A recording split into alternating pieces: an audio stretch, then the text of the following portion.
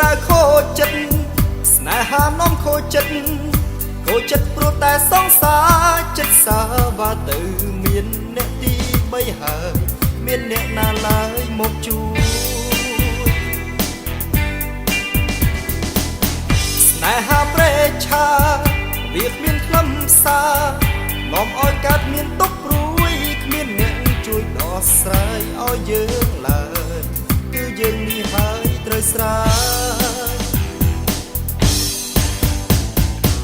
ពេលកាត់ទុកព្រួយចង់បានអ្នកជួយឲ្យបានហែសប្បាយចិត្តដើរស្រស់ថ្លាពេលមានទុក្ខាចង់បានអ្នកណាចិត្តស្មោះមកនៅក្បែរចាំជួយបើមានស្នេហាសូមចងចាំណាត្រូវតែរក្សាចិត្តដាស្មោះស្ម័គ្រតែមួយនឹងមួយបានហើយទើបគេជួយបាន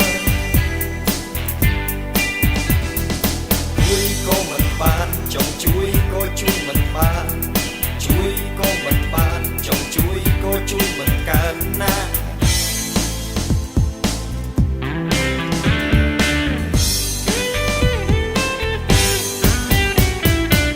ពេលកាត់ទុកព្រួយចង់បានអ្នកជួយឲ្យបានហែសប្បាយចិត្តដើរស្រស់ថ្លាពេលមានទុក្ខាចង់បានអ្នកណាចិត្តស្មោះមកនៅក្បែរចាំជួយបើមានស្នេហាសូមចងចាំណាត្រូវតែរក្សាចិត្តដាស្មោះស្ម័គ្រតែមួយនឹងមួយបានហើយទើបគេជួយបាន